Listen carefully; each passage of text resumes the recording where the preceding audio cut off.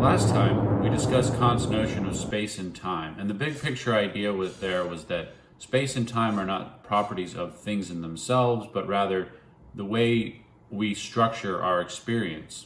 So that leads Kant to a very famous distinction in his philosophy between appearances and things in themselves. As you might expect, appearances are dependent on the knowing subject. They're the way that things appear to us, and they're the representations that we have of objects. So when our mind perceives something, that's an appearance, and it's structured by things endemic to our own mind, not just the way the object is, but the way we are, come together to make the world as it appears. Now that's in contrast to this idea of a thing in itself, or the things in themselves. These would be the way things are independent of the knowing subject. So without the clash between the structure of our mind and the world outside, the way things are in themselves. So Kant thinks we actually can't know anything about the things in themselves. So you think, how does he even know that there is a thing in itself? Well, Kant argues that when we realize that the way objects appear distributed in space and time are mere appearances, well, that automatically brings up this limiting idea of a thing in itself. So even though we can't ever get to the thing in itself, it still appears to us as the sort of limit of our cognitive capacity. But again, we can't actually know anything about the way things are in themselves, because everything that we know is something that appears to us. So it's always going to be rooted through the way it appears. So from this, Kant concludes that the subjectivity, knowledge, cognition, depends on the way things are sensuously given. That means our intellect can't operate properly without the senses. So the intellect alone isn't sufficient to provide knowledge. Now that may at first strike us as a very empiricist position, because what did the empiricists say? Well, they said you have to have sense experience, and from sense experience is where we get all of our knowledge. But Kant actually is not an empiricist. It's important to understand that Kant wanted to strike a middle path between empiricism and rationalism. So how does he do that?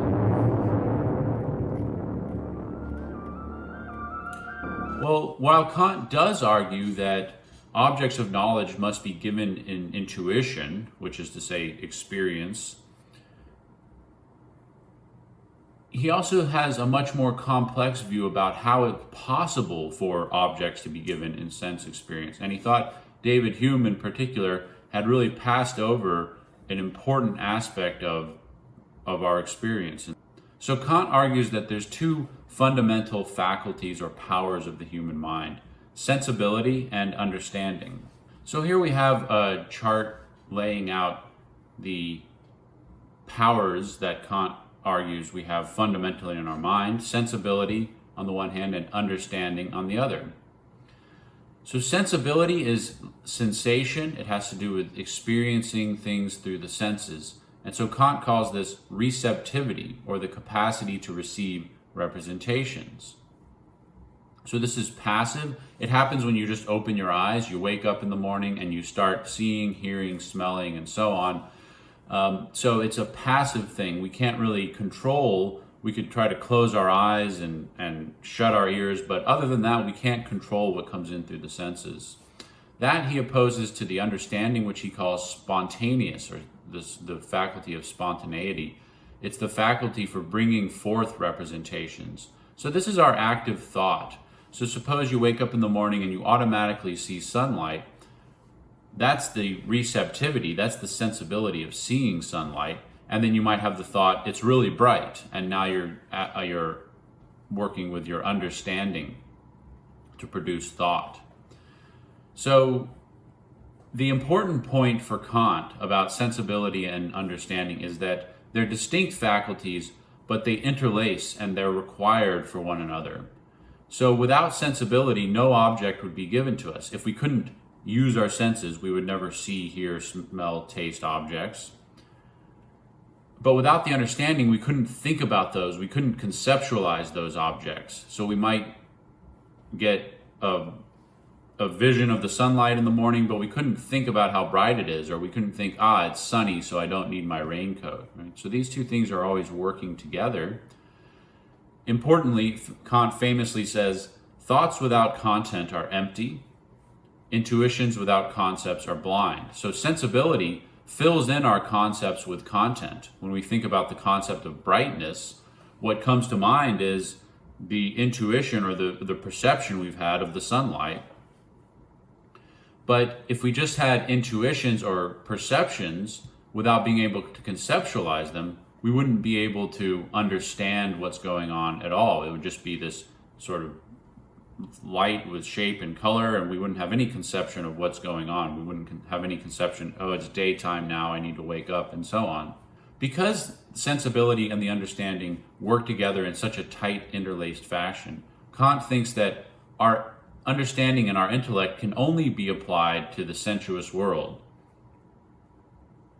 And yet, because there are pure concepts, there's still a science of the unity of the manifold itself. That is, the forms by which I can put concepts together are not gathered empirically. They come to us prepackaged in our mind a priori.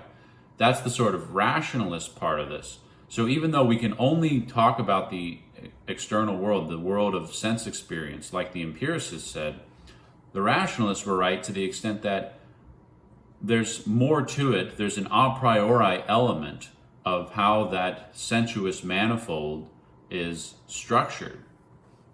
So to see that part in Kant of what's coming from the mind versus what's coming from the outside world, look for places where Kant says things like, concepts spring pure and unmixed from the understanding. He'll say things like that quite a bit, that there are acts of spontaneous thought and so on. And these are the a priori concepts that the mind brings to bear on experience to give it its coherent character.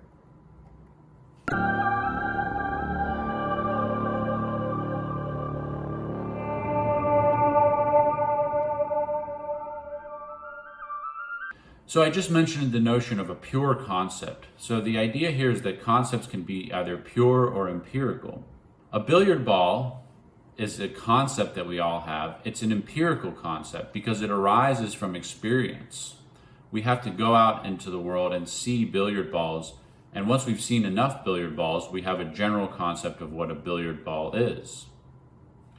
Pure concepts, or what Kant will end up calling categories, are not like that at all.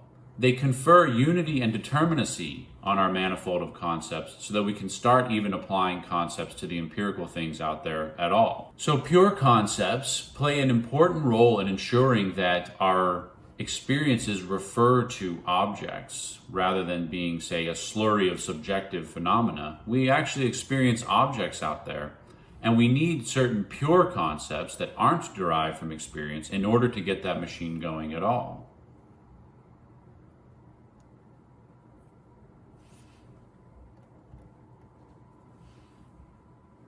So Kant has a system of categories, and these are the pure concepts. Now, he calls them categories in the tradition of Aristotle, and Kant thinks that he's sort of doing the same thing Aristotle did with Aristotle's category, but coming at it from an improved angle. So Aristotle's categories laid out the basic types of being and how each different type of being ultimately refers back to or is dependent on the primary type of being. But all of that is out for Kant because all philosophy can do is study how objects can become objects of our knowledge. We can't study objects or beings in themselves, which Aristotle's categories purported to do. So Kant's categories, unlike Aristotle's, prescribe a certain order and unity to the first level of experience. They provide rules for the composition of our thoughts, and they're what give our thoughts unity and order and make it possible for our thoughts to refer to objects. So they're not what gives being unity, but rather what gives experience and thought unity. So I'm showing on the screen now Kant's table of categories. There are 4 basic types here. Quantity. So when we experience the world, we experience things as being one thing or being multiple things. We can experience partial or totalities. So think of, for example, when you see a house and you experience the house as a unity, but it's within a plurality of a bunch of houses, and that bunch of houses makes up a total neighborhood. And all of that is something that you can have an experience of. We also see things as having certain qualities and certain relations. And here we see that, for example, Hume's idea of cause and effect, Kant is somewhat agreeing with Hume here, because remember, these categories are categories of our minds and how we structure experience. So he's sort of agreeing with Hume here that causality is part of how we structure the world, but he's going to make a much different kind of move and give causality and these other categories indeed an objective significance that Hume had denied them. We also experience things as being